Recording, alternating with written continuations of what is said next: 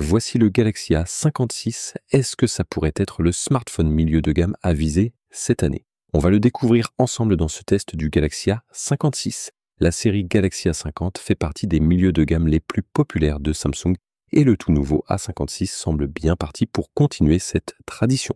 Il n'essaie pas de tout révolutionner, loin de là, mais il apporte quand même quelques améliorations, un nouveau processeur, un écran légèrement plus grand et une nouvelle caméra selfie.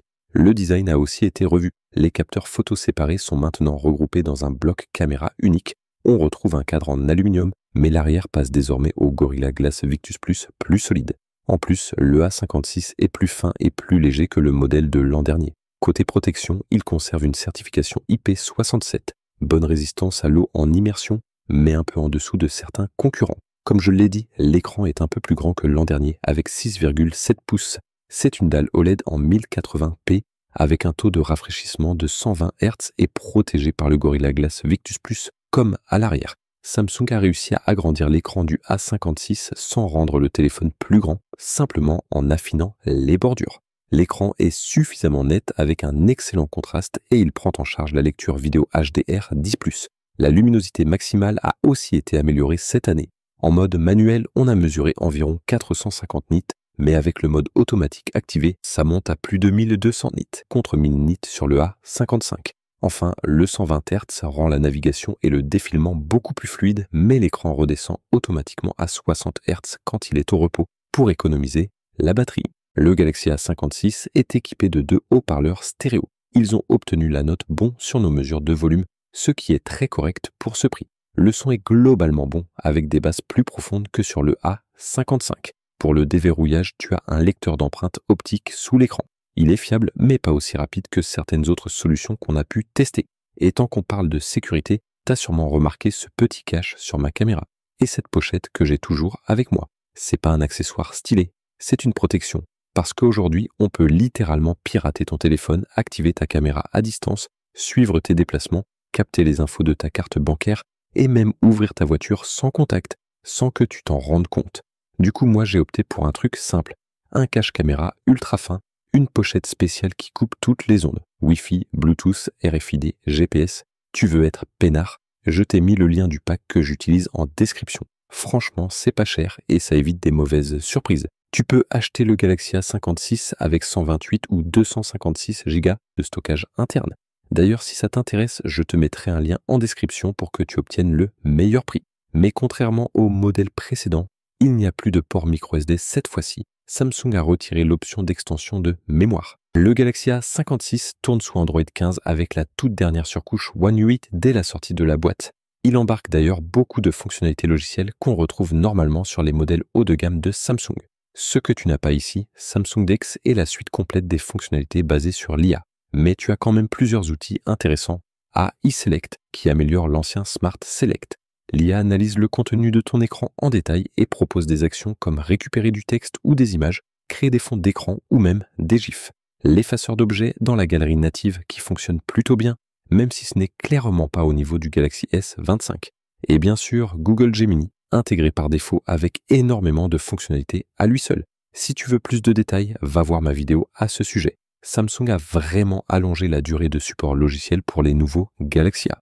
Le Galaxy A56 est garanti pour recevoir 6 mises à jour majeures d'Android ainsi que 6 ans de correctifs de sécurité. Plutôt qu'un processeur Snapdragon, Samsung a encore choisi d'utiliser une puce maison pour le Galaxy A56.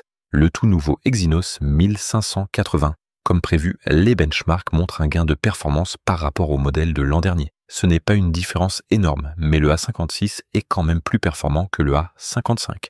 Bien sûr, certains concurrents offrent plus de puissance brute, mais il y a largement de quoi profiter d'une utilisation fluide et même de jouer un peu. La gestion thermique est excellente. Le Galaxy A56 a passé le test de charge prolongée sans perte notable de performance. Côté batterie, on reste sur 5000 mAh. Mais sans doute à cause du nouveau chipset, l'autonomie est un peu moins bonne que celle du modèle précédent. Elle reste correcte. Le Galaxy A56 a obtenu un score d'utilisation active de 12 heures et 8 minutes dans nos tests. Pour la charge, il supporte maintenant du 45 watts, mais aucun chargeur n'est fourni dans la boîte. Avec un adaptateur compatible et un câble 5 ampères, on passe de 0 à 65% en 30 minutes, ce qui est plus rapide qu'avant. Par contre, la charge complète est plus lente que sur le A55. Il faut 1h13 pour aller à 100%. Passons maintenant aux appareils photo. À l'arrière, tu retrouves pratiquement la même configuration que l'an dernier. Un capteur principal, un ultra grand angle et un objectif macro dédié. Par contre, il y a une nouveauté à l'avant.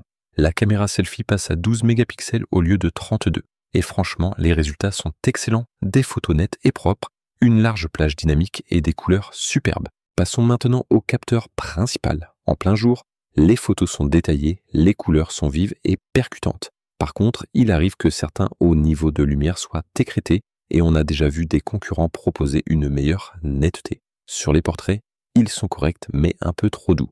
Le zoom numérique 2 fois fait le job, mais comme prévu, la netteté est inférieure au cliché standard. En basse lumière, les photos restent correctes, mais on retrouve parfois des sources lumineuses brûlées et une netteté perfectible. En plein jour, les photos prises avec l'ultra grand angle sont correctes, couleur fidèle, bon contraste.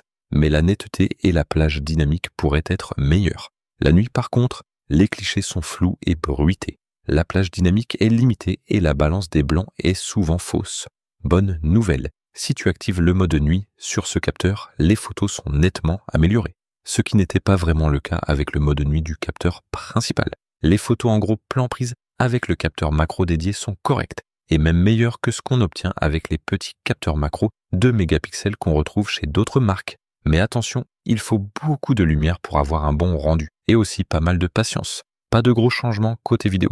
Le capteur principal, l'ultra grand angle et la caméra selfie peuvent filmer en 4K à 30 images par seconde. Avec le capteur principal, la qualité est excellente, image nette, détaillée et colorée, pas de bruit, large plage dynamique. L'ultra grand angle s'en sort bien aussi, avec des vidéos plus nettes et détaillées que ce qu'on trouve généralement dans cette gamme de prix. Le système propose une stabilisation électronique en 4K et les résultats sont très bons. Pas de tremblement, des vidéos bien stables et fluides. En vidéo de nuit, on a été agréablement surpris.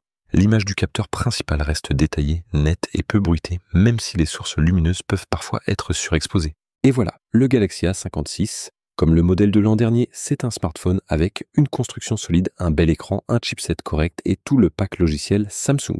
Les caméras sont surtout très bonnes pour la vidéo et les selfies. Par contre, l'autonomie, la vitesse de charge et les photos avec les capteurs arrière ne se démarquent pas vraiment de la concurrence. D'autant plus que certains rivaux proposent déjà un téléobjectif ou un chipset plus puissant dans cette gamme de prix. Voilà, n'oublie pas de prendre ta pochette dans le premier lien en description et sinon j'espère que tu as apprécié la vidéo et j'espère te revoir très bientôt.